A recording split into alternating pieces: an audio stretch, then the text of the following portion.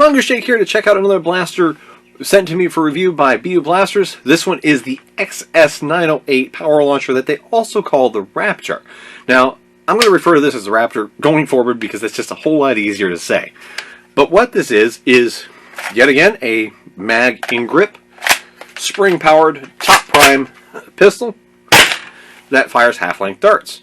Now, this one has a claim of 125 feet per second as according to their listing, and has a current retail price of $49.99. Comes in two colors, both the red you see here as well as a tan variant. Now the tan, as sharp as it might look, just be forewarned, it's all tan and black. So the red, it might be a little bit more colorful choice to go with. Now, going on to this, it comes with one mag that you get here, and you get a sight. Now I wasn't really able to use this. Mine was missing the mounting bolt, just a little pinch bolt that goes through, so it just kind of slid back and forth. So I excluded it from the test. Just wanted to note, mine was missing the bolt that actually clamps this onto the Picatinny. They also come with a nice little Dart Zone Pro Dart knockoff that's yellow. Just a word of note, I actually like the yellow. These darts aren't quite up to the performance of the Dart Zone Pros, but the yellow is very easy to recover compared to Dart Zone, for whatever reason they did. This charcoal color, that's hard to find when they go nose down in grass. The yellow was kind of nice, even if, in the end, it's not as good of a dart. Now, when I put this over the chronograph, I got an average of about 86 feet per second with the included darts, and an average of about 94 with Dart Zone Pro darts. Now, the difference comes down to quite simply, the included darts are very inconsistent in the size. Some of them will literally fall out when you shake the blaster. I had a few of them when I primed it and I was aiming downward, because just as you're standing there, you aim down and pull up to prime, because it has a nice D-ring. It genuinely has a really, really nice D-ring to prime it, and I find that to be a really nice feature. But I've aimed down and pull up, and then all of a sudden I see a little yellow dart come tumbling out of the barrel. Which, right now, while noting it, they do sell aftermarket barrels and plunger tube, spring, and extra mags. It's nice to have that support for a blaster. You don't want to just buy it and be stuck with one mag. And that is a word of caution on a lot of these Chinese branded blasters, where what you get may be the only mag that you can find for it. They do sell the mags for $7.99. So take it as you will. You can buy extra mags. So if you want to have, say, get 6 mags, if you like the blaster enough and you want to upgrade it, you can do it, because they sell extra barrels of different lengths. They sell a aftermarket spring, as well as a metal plunger tube. So there are options to upgrade it straight there from BU Blasters. And extra mags there if you find you like it enough. Now, spoiler, I will be doing that, because I do actually like this enough. It's a nice big chunky pistol that just kind of suits me. I like it.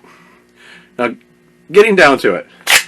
Very smooth prime, assisted by that really nice D-ring that you can easily put 2 fingers in, and the stock spring is pretty light, so it's very easy to just rip off shot. And as long as you're not using those included darts, because they don't have very good accuracy. It's actually hard to hit a person at 50 feet away. So keep that in mind. That's why I say I like the color of them, but in actual practical use, I had a hard time hitting a person, even if they were standing still. Like, place 8 shots, because the 7-round mag actually holds 8 very comfortably with no jams or malfunctions. So, easy to use, smooth priming. Performance and functionality wise, it gets all good marks from me. The actual performance on the chronograph is lower than claimed, and I never liked that. But actual functional reasons why, it's very good. It even has a whole hold open feature that a lot of them are using now. It's kind of neat. I actually kind of find that to be novel. And here's one thing that caught me. It has a very ergonomic release for that. You have this little lever here, both on the right hand side as well as the left hand side. So if you go ahead and I'm just going to throw one dart in.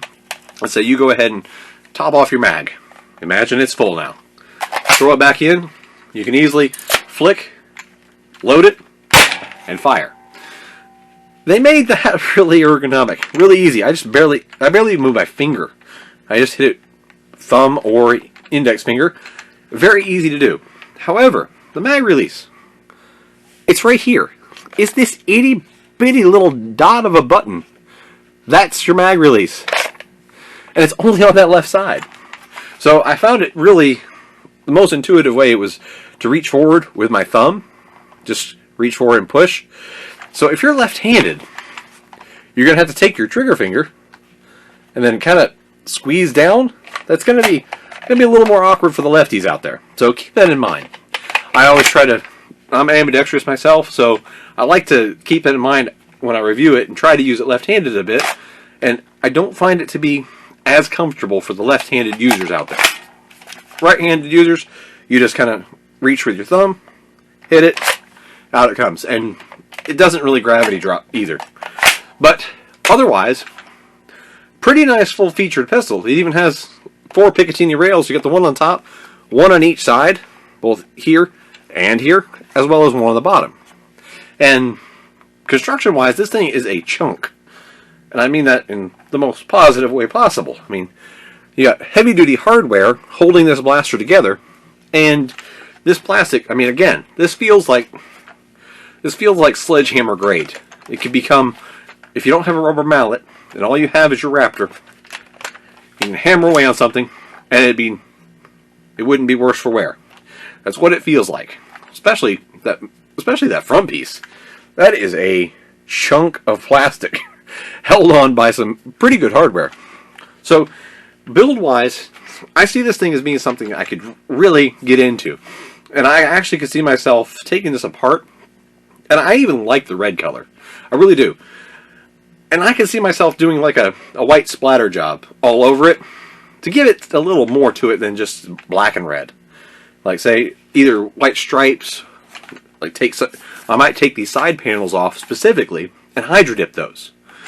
Because, you know, they remove very easily. You just got a screw here, a screw back here, and one up at the sight. So, looks like 3 screws, and you can peel these side panels off and just hydro dip those. I may do just that. Or take it off and you can add a little bit of design work to where it says XS here. It's actually molded down in and that has 908. My camcorder doesn't. There you go. Right there. Maybe add some color just in there, like hand paint it. Make those numbers pop out. That'd be nice to get a little bit more character than just red and black.